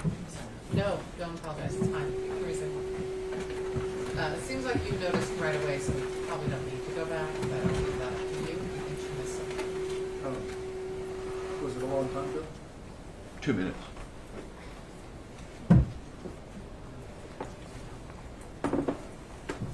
And what appears to be people who've been coached, people who've been given cue cards, people who are behaving like actors. And we see CNN criticizing all the witnesses from the helicopter and the news crews and witnesses, adults that saw multiple people being detained who were in camo. We're told, oh, those are 5-year-olds saying that. It's a conspiracy theory.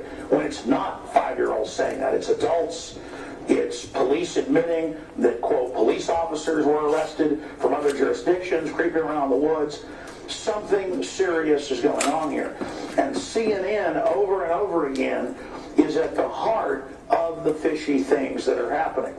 Now, remember, in 1990, 1991, when the Gulf War started, CNN would send out their raw feeds to their news affiliates, and on it there was clear blue screens on top the roof of CNN Center in Atlanta with their top reporters claiming they were in Israel under sarin nerve gas attack from Scuds.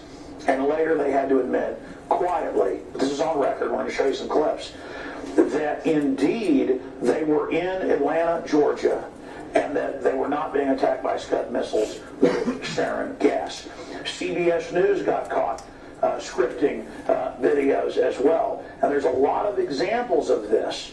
So let's go ahead and look at those clips. Yeah.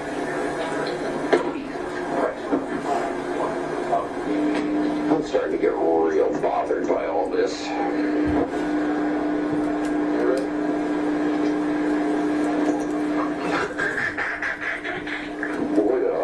Look stupid.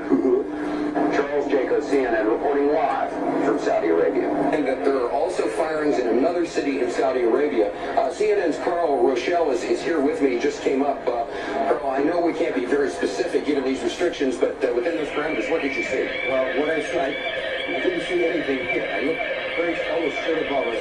There was a vapor trail coming from my right to my left, and there's a cloud of something. It looks like it might have been an explosion of cloud. I say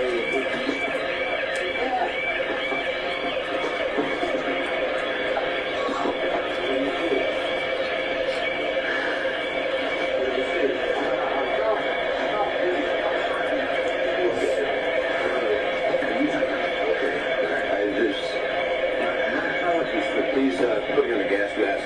There hasn't been any gas dropped here that we could tell. You may smell some of the fumes from a missile exhaust going off. I guess it was using rocket or cordite, some sort of burning. We just heard a little thump just then. But I have to apologize for that. I thought I lifted something and felt momentarily dizzy. You're more experienced. Now remember, that's only a small portion of hours of raw CNN feed. That back in the old days, they didn't scramble the big satellite feeds because they thought most people wouldn't have a 12-foot dish to get it. But people did record that, and that's how they got caught with their pants down. And notice that blue screen in the background so they could project the Tel Aviv and Jerusalem skylines in the background. Coming up, we've got Anderson Cooper, supposedly at Sandy Hook, and it's clearly blue screen. I've worked with blue screen for 17 years. We've got it right in there. We know what it looks like. We know what the anomalies look like. And we know what happens when you don't tune it properly. It's clearly blue screen.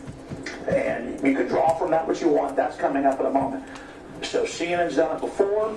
I have mainstream news articles here out of the Washington Post, out of World Net Daily, where CNN had to admit that they had Army psychological warfare inside of their system, basically crafting the news. And then, of course, we have things like Operation Northwoods, where in 1961 the Joint Chiefs came to Kennedy with Lemnitzer's plan and said, we want to stage shootings around America in crowded public places like movie theaters and things, and on the street to blame the Soviets as a pretext for war with Cuba. And Kennedy said, no, they've had the plan for mass shootings before, so we can't be attacked and others can't be attacked for questioning known liars who put on fake news and questioning a government that's been caught wanting to stage shootings. And they didn't just plan to stage shootings. In the 60s, 70s, and 80s, this was declassified by the Italian government and their president and the head of their CIA a few years ago, that the U.S. government used terrorists to stage terror attacks, and NATO did this as well to blame their political opposition, be they left or right, similar to what we saw with Oklahoma City. And part of that program was called the NATO option or Operation Gladio. So look that up for yourself. I've also interviewed police officers that were involved in the rescue of Oklahoma City. Mr. Browning, who's in the award-winning film An Oval Line, who were threatened by the FBI if they talked about what they knew with death. What was told more than once or twice by agents in the area that people like my wife and I would have ended up dead, but not go along with what we knew to be true. Well, so you're a decorated Vietnam veteran, police officer, one of the heroes that responded when there could have been other bombs and was thought there were other bombs, and the FBI agents in the police office are telling you do what you're told or you and your wife are dead. And you're saying this on record here, sir. Yes, sir. What did they know about? Federal agents inside planting the bombs in Oklahoma City, and it was Attorney General Holder, who later ran the false flag of Fast and Furious, who was Deputy Attorney General back in 1995, who ran the cover-up, and those emails have come out in different lawsuits that are available online if you'd like to look those up. Go out and check everything I'm telling you. You're going to find out it's even worse than I'm saying. In fact, that's what I get criticized for is, not covering at all this piece of evidence, that piece of evidence. There's too many. I clearly believe from the evidence children were really killed in Sandy Hook, and it's a real tragedy. But the fact that they're having people script things and that answers are being scripted is incontrovertible. We're going to get to some of that evidence right now. It's believed at this hour, and it's been confirmed to ABC News by state police there in Connecticut, that 2 shooters were initially believed involved in the mass shooting. One of those shooters, now dead. What's not been confirmed is whether or not that gunman took his own life or whether or not there was something that ensued after authorities began arriving at the scene. Now, I'm just going to hit a few of the big unanswered questions of Sandy Hook. Just a few. The mainstream media keeps saying conspiracy theorists say there were multiple shooters. Nobody said that but a few poor 5-year-olds who were traumatized. So we go and look, and there's countless adult witnesses. There's helicopter footage. There's police reports. There's video. There's local news accounts saying, oh, it was a tactical officer from a nearby jurisdiction who happened to be hanging out in the woods and wearing the same thing as what people said the shooters were wearing. No big deal. Let's just go ahead and ignore that. And that's in the Newtown Bee and other publications. And then, again, we have the newscast saying other shooters and showing people being grabbed in the woods. But we're told we never saw that. Now, here's a clip. They did walk a guy out of the woods. I saw him walk a guy out earlier with handcuffs. He walked by us and said he didn't do it. It was a grown man. A grown man, yeah. He's sitting in the front of the police car over there now. So, I mean, he didn't have a gun? No. I didn't see any. I just had him handcuffed. And he walked by us and looked into parents' eyes and said I didn't do it. How was he dressed? Camo pants with a dark jacket. Roger. Reports that the teacher saw 2 shadows running past the building, past the gym, which would be rear eye base. Near shooting. Yeah, we got him. They come at me, down Coach White. Come up the door on the left side. This is it. One of the big issues out there that has people asking questions is Robbie Parker, who reportedly lost one of his daughters. And people see the photos out there where it looks like Obama's meeting with all 3 of his children and things like that. And when you watch the footage, I know grieving parents do strange things, but it looks like he's saying, okay, do I read off the card? He's laughing, and then he goes over and starts basically breaking down and crying. So let's show that clip. When he was there, getting ready to come to the microphone, so we'll listen to her.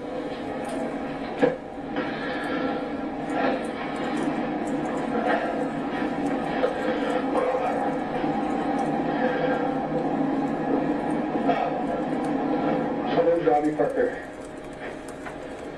My family's one of the families that lost a child yesterday in the Sandy Hook Elementary School shooting here in Connecticut. I haven't touched this. Okay, all I know is they're seizing on it. They staged Fast and Furious. The head of Gunners of America, I said on my own show, Larry Pratt, that they staged Fast and Furious to kill thousands, our government, to win the Second Amendment. They'd stage anything.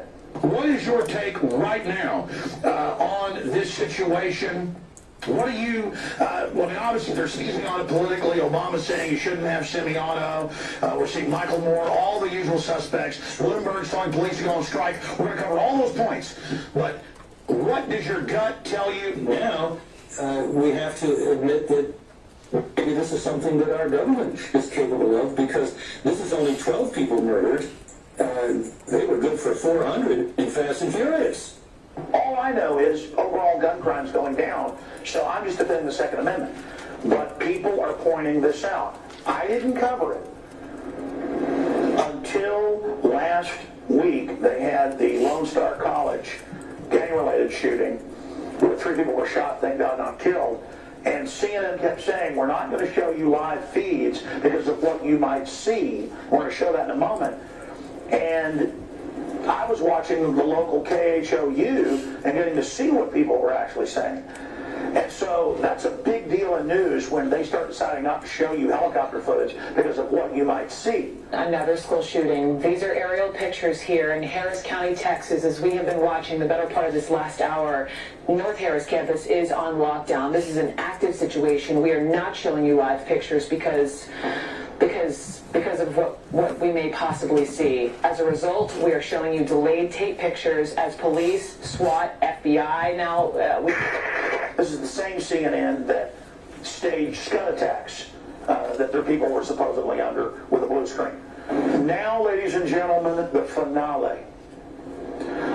I saw this footage where Anderson Cooper turns. He's supposedly there at Sandy Hook in front of the memorial, and his whole forehead and nose blurs out. I've been working with blue screen again for 17 years. I know what it looks like. It's clearly blue screen. Clear. And I thought, that's got to be somebody's doctored YouTube. There's no way. We went to CNN, found a link where the whole interview had been posted. It's been removed. Oh, by the way, just like some of the earlier clips, like Robbie Parker, have been removed. I forgot that. So I'm thinking, okay, they took it down. Let me go to archive.org, which is a respected group that puts the archives up. And I found it all unedited right there, exact same footage in high def. So I'm going to show you a clip of that right now, full size, and then we'll enhance it and blow it up. All right, folks, again, when we see these anomalous clips, we actually do our best to go to the source. And the best we can tell, they did post the entire interview after they did it on CNN.com, but it's been removed. But we went to Internet Archive, highly respected archive.org. This is not some, quote, conspiracy site. This is archive.org. They've got an unedited entire interview in 10-minute chunks. That's how they do it. So here it is at the very beginning of this chunk where his nose disappears, and we have blue screen here. It's clearly blue screen. Is there anything else you want to say?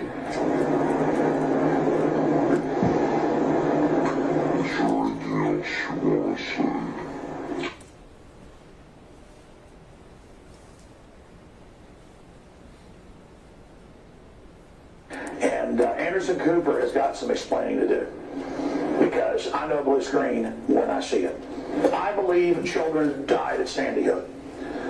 And there are a lot of parents going through serious grief, so that can account for some of the strange behavior. Nothing can account for what happens to his nose. And this is CNN, admittedly run by the Pentagon and PSYOPs, Washington Post, WorldNet Daily. This needs to be investigated. They're clearly using this to go after our guns. The government knows overall violent crime's down 49% in the last 20 years. They know more guns means less crime. So they're clearly being opportunistic. That's undoubted. Something, though, is really starting to get suspicious here. I mean, I'm sick of it always being a conspiracy.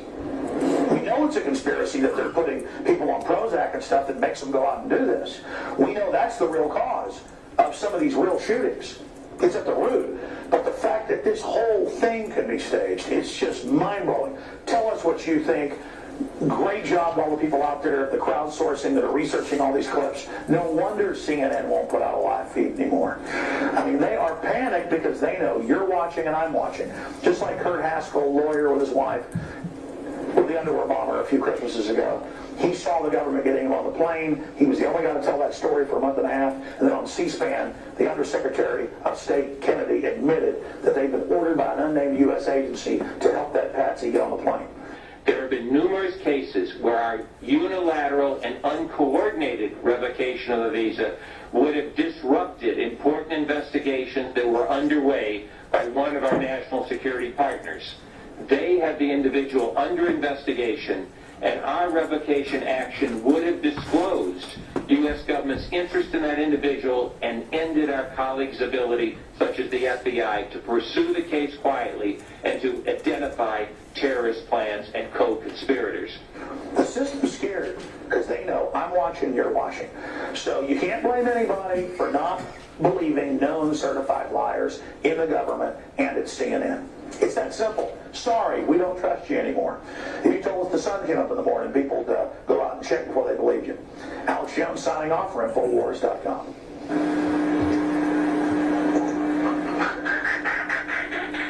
Boy, I almost look stupid.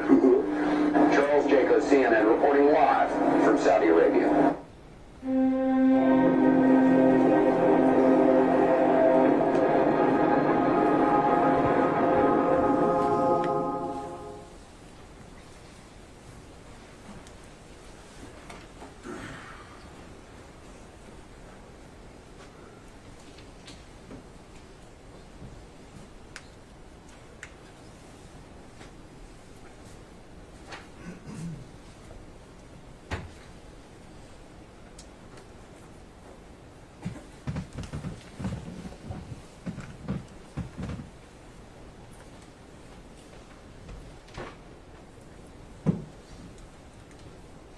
Ms. Karpova, the segment we just watched,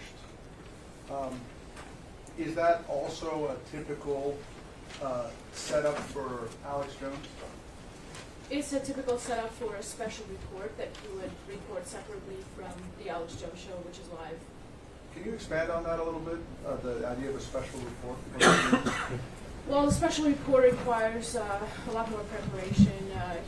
He would get the videos that he wants to show as part of the reports together. He would generally script the video, not word for word, but just talking points, and would have things laid out that he wanted to talk about. As opposed to the live show, where he doesn't know what he's going to talk about until he does. And what would you say is the proportion of special reports to live shows? Maybe 15-20%, rough estimate. 15 to 20% of the total work that he does is devoted to special reports versus live shows? Yes. Who would have worked with Alex on producing that segment? I'm assuming that at that time would be Rob Dew. And what would Rob have done? He would be the person behind the camera. He would have had to find the clips, edit the clips in the video, things like that. And what do you mean when you, just so we don't get the wrong idea, what do you mean when you say edit the clips in the video? Explain, please. Well, you see Alex on camera, and then Alex says, let's go to this video, so you have to put the video in, and then Alex continues. But when Alex is recording the special report, he doesn't wait for the video to be played. He'll just say, here, let's go to this video, and then pretend like we just saw the video, because he already knows the video. And then the video editor has to cut the video into that space where he said, let's go to this video. Do the video editors change the content of the videos themselves? No, no. Would that even be possible? No, and that's not even the point of the videos. The point of the videos is to show what Alex is talking about, to prove the point that he's trying to make with the video he's referring to. And having watched that video and as the corporate representative, what do you think the point was that Alex was trying to make? Well, the point he was trying to make was that there were a lot of reasons to suspect that Sandy Hook did not happen entirely as the official narrative presented. And he let the audience see examples of why he personally doubts it and why other people are having questions as well. Did you hear Alex Jones say, I believe children definitely died at Sandy Hook? He did say that. Let's talk about blue screen, green screen. What does that mean? Well, I think the terms are interchangeable. I think they used to use blue screen, now they just use green screen. But it's a background that is used while recording video or live streaming video where you can superimpose other background on. With certain video software manipulation, you can make your background be whatever you want it to be. If you were to walk into InfoWars studios right now and look at the desk Alex sits behind, would you actually see waving American flags? No. What would you see behind his desk?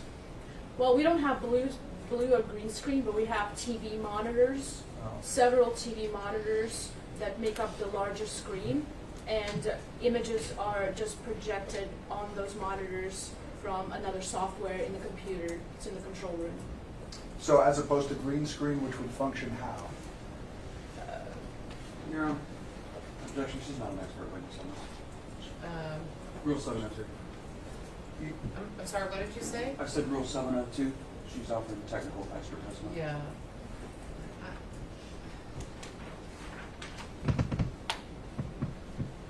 mean, the question is so opposed to green screen, which would function now. I mean, I don't know if she knows. You gotta lay some background. I'll move on here. All right. As the corporate representative for InfoWars,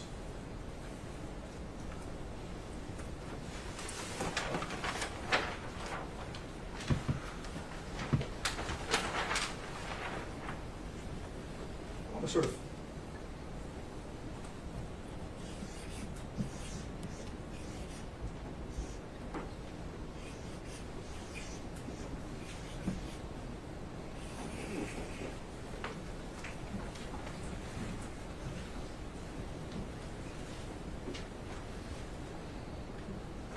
during this period that we've been watching videos from, what is the company's position as to what it was trying to do with its coverage of Sandy? Alex believed that there were children that were murdered at the school, but he questioned heavily the events of that day, the government involvement, and other lies that have been told and anomalies. Did every guest that Alex had at that time share that view, or were there some guests like Dr. James Tracy and Dr. Steve Pachenik that had a different view? Well, yes, both of those gentlemen were heavily on the theory that the entire event was like theater. Children were actors as well as the parents were actors. And does Alex try and, or does InfoWars try and have a forum where everybody can voice their views and discuss them openly? Yes, Alex doesn't censor people, and he's been criticized by those said people that he wouldn't just completely agree with them. Are you about to change directions? Yes. Then we're gonna break for lunch. It's 11:59. We'll be back at 1:30. My jury, remember all of my prior instructions about what you're allowed to discuss or look up and do. Can you follow those? Mainly that, yeah. All right.